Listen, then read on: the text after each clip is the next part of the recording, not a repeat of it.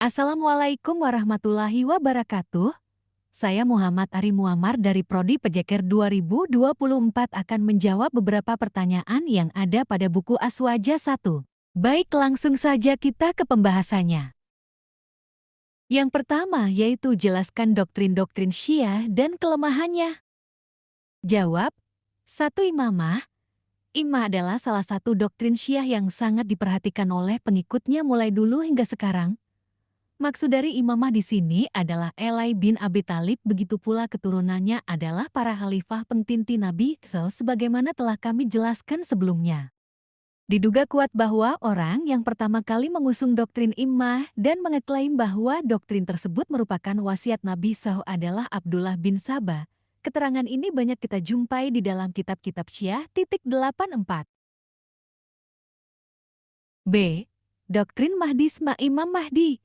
Doktrin Mahdisme, mereka meyakini bahwa imam mereka yang ke-12 Muhammad Al-Mahdi masih hidup dan akan kembali untuk menegakkan keadilan di muka bumi. Ia hidup sampai hari kiamat sehingga bumi tidak sunyi dari imam. Menurut akidah Syiah, keimanan terhadap imam tidak sempurna kecuali dengan meyakini adanya Imam Mahdi. C. Ismah al-Imam, kemaksuman para imam. Para pengikut Syiah meyakini bahwa para iman mereka maksum, yakni terjaga dari perbuatan dosa, baik dosa kecil maupun dosa besar. Mereka tidak pernah berdosa baik secara sengaja ataupun lupa. D. Taqiyah. Secara etimologi, kata taqiyah berasal dari bahasa Arab, dari akar kata wakaya yang berarti melindungi sesuatu dari sesuatu yang lain.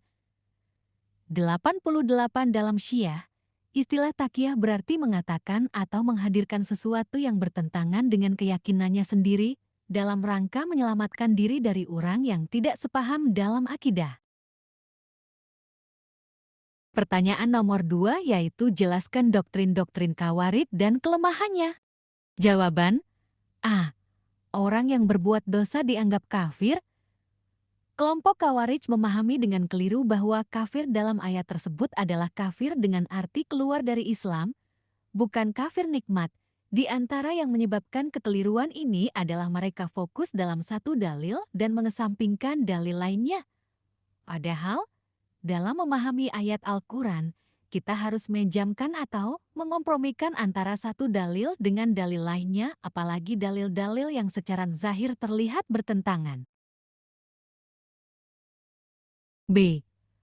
Khawarij berpendapat bahwa mengangkat pemimpin hukumnya tidak wajib dan boleh membelot dari pemimpin yang dirasa tidak baik.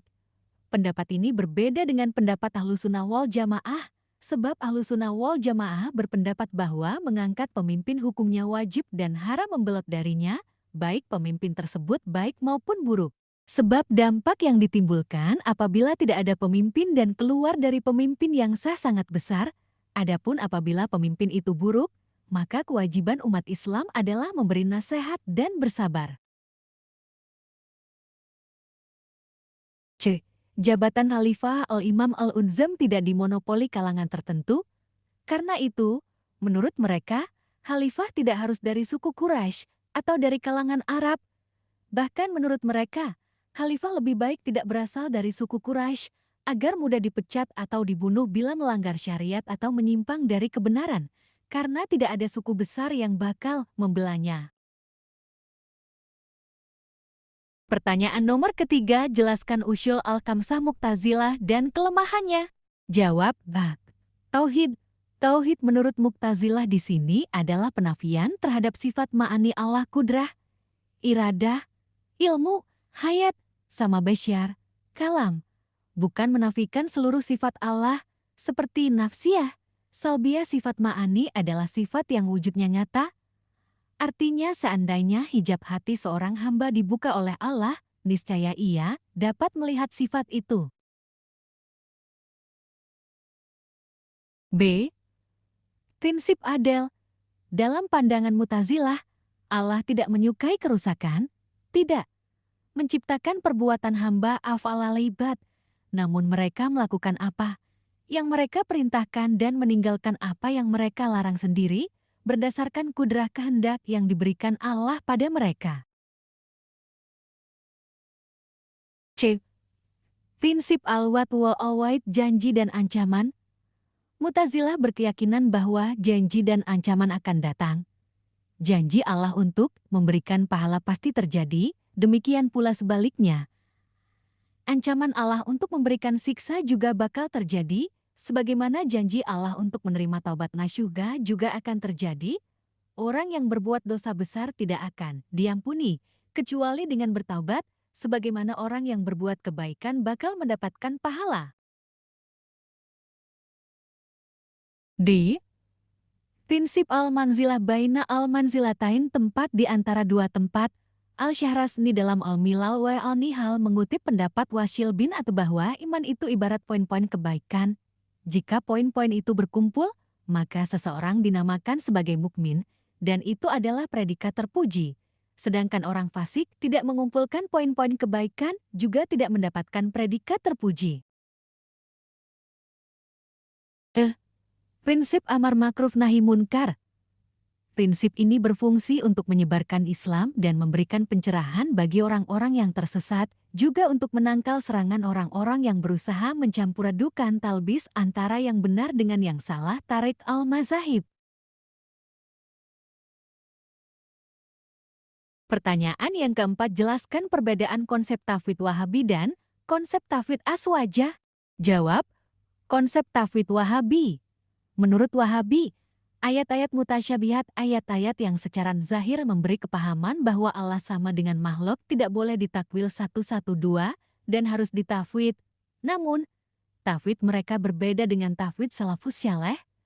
Tafwid Wahabi berbeda dengan tafwid salafus syaleh karena Wahabi memaknai kata ayat terlebih dahulu dengan makna zahirnya, yakni yad dimaknai tangan, baru kemudian memasrahkan bagaimana tangan tersebut kepada Allah Ta'ala.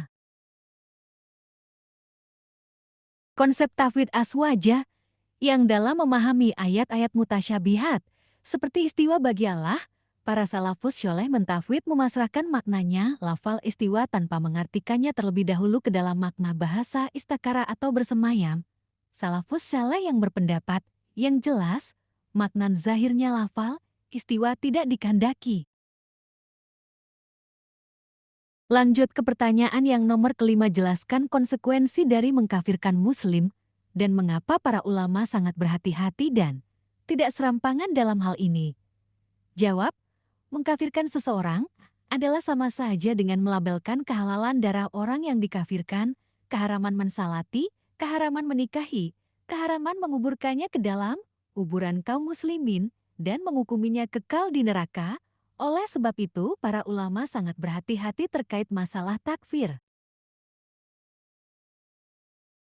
Pertanyaan yang terakhir yaitu nomor ke-6, jelaskan kelemahan konsep tauhid Wahabi yang membagi tauhid menjadi 3.